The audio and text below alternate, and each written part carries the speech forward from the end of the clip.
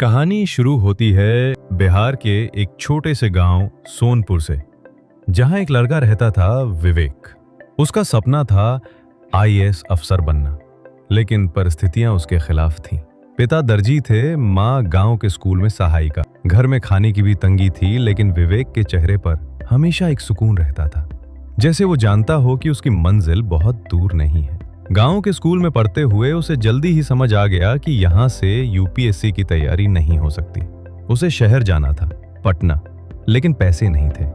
माँ ने अपनी साड़ी बेचकर विवेक को 1500 रुपए दिए और कहा, शहर जाओ बेटा, पर जब भी थको हमें याद करना और खुद को कभी कमजोर मत समझना। पटना पहुंचते ही विवेक को पहला झटका लगा। जहां वो रहने वाला था वहां 8 लड़के एक ही कमरे में रहते थे। शोर, गर्मी और तंगी, यही उसकी नई जिंदगी थी। उसने ट्यूशन लेना शुरू किया ताकि खुद के खाने रहने का खर्च निकाल सके, और बाकी समय वो किताबों में डूब जाता।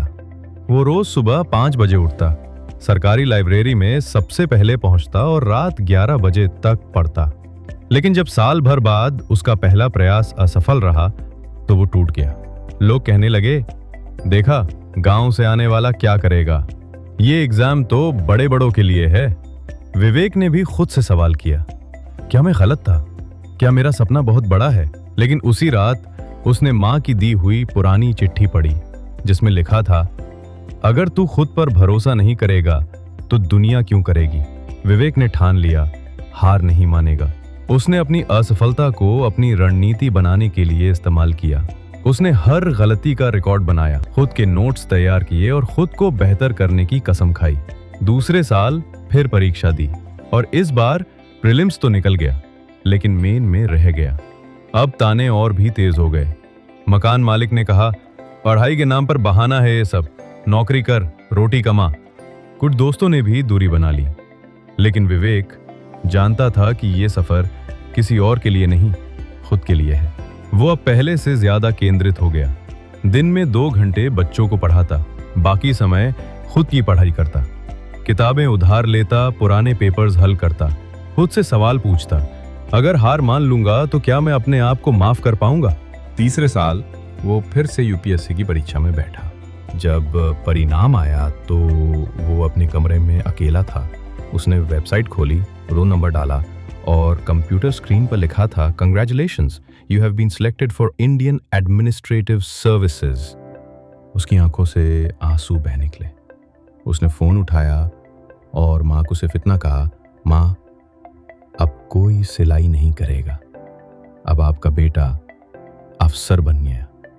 विवेक की ये कहानी सिर्फ एक इंसान की सफलता नहीं थी, ये उन लाखों युवाओं के लिए थी जो गांव से शहर आते हैं और संघर्षों के बीच भी हार नहीं मानते।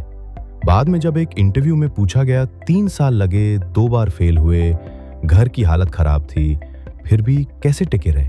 विवेक ने मुस्कुराकर कहा, क्योंकि मैं जानता था हार मान लूंगा तो वही हो जाऊंगा जो लोग कहते थे, लेकिन अगर जीत गया तो मेरी कहानी हजारों को रास्ता दिखा सकती है। इसलिए मैं रुका नहीं। मैं वो लड़का हूं जो कभी हार नहीं मानता। अब विवेक एक अफसर ही नहीं, एक प्रेरणा बन चुका था। उसने गांव में एक कोचिंग सेंटर शुरू किया, जहां बिना फीस के बच्चे यूपीएससी, एसएससी और अन्य प्रतियोगी परीक्षाओं की तैयारी करते हैं। विवेक की दीवार पे आज भी वो माँ की चिट्ठी टंगी है, एक साधारण कागज जिसने एक असाधारण यात्रा को जन्म दिया।